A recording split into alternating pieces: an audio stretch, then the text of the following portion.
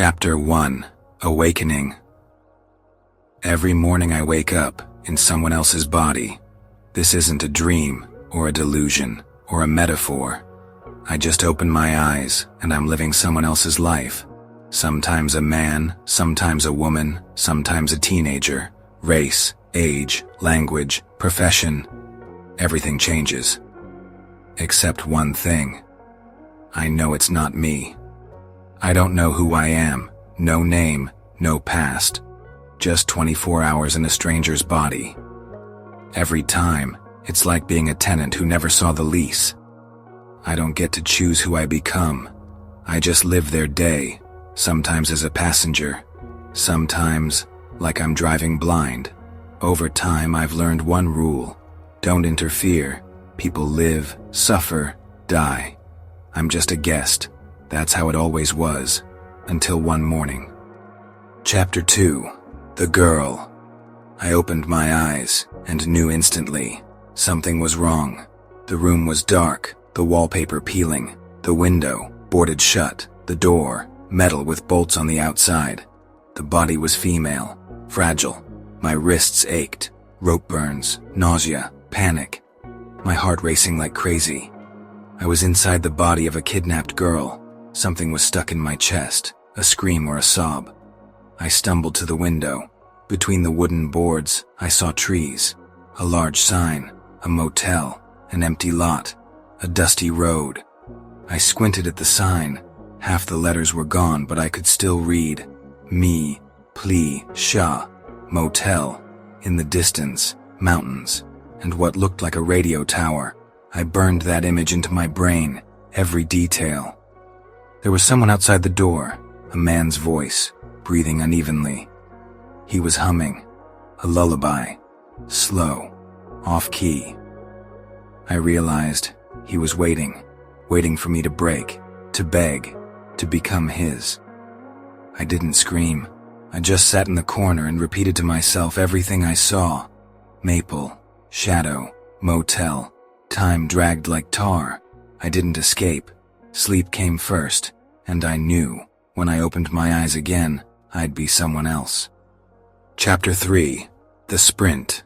A new morning, a new body. I'm a man, young, looks like a programmer, sitting in front of a laptop, somewhere in Chicago. My hands are shaking.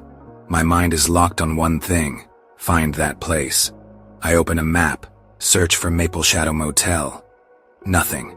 I dig deeper, even into shut-down businesses, archives. Finally, Maple Shadow Inn, old roadside motel, shut down a decade ago, located near Colorado Springs. And yes, there's a radio tower nearby, exactly like the one I saw through Neo. Time is against me. I have less than 24 hours. I book a flight, convince this body's wife that I need to travel for work, urgent contract. Her eyes are wary. I can't explain. I'm not allowed. At the airport, TSA pulls me aside. This guy must have a history of anxiety. I clench my jaw. They let me through. The plane. My heart's pounding. Every minute. Her clock is running out. Chapter 4: The House. I'm in Colorado. I rent a car, drive straight to the coordinates. The motel is truly abandoned. Half the sign is missing. The windows, boarded up. The lot, overgrown. Rusted sheds in the back. I circle the building. Around the rear, stairs to a basement. And down there, light. I descend, and then, her voice, rough, hoarse, but real. Hey, I'm here. I slam my shoulder into the door. It gives way. Inside, him, the kidnapper, ugly, smelling of sweat and rot and fear. He lunges at me with a knife. I don't know how to fight, but this body is strong. We crash to the ground, blood, screaming. He slices my ribs. I grab a board, swing, again and again, until he stops moving. I lift the girl, bruised, dirty, but alive. We run into the night, into freedom. She looks at me like I'm her savior, shaking, and I feel it. Morning is coming. My limbs go heavy. Light dims. The world fades out. I never find out what happened to her. Don't know where I'll wake up tomorrow. Chapter 5: Afterward. Every morning, a new body. Every day, someone else's fate. But one thing stays with me.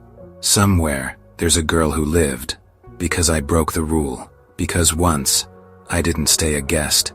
And since that day, sometimes in a stranger's skin, I see her face. In the news, on a post, in a crowd, she's smiling, and she doesn't recognize me, and that's how it should be.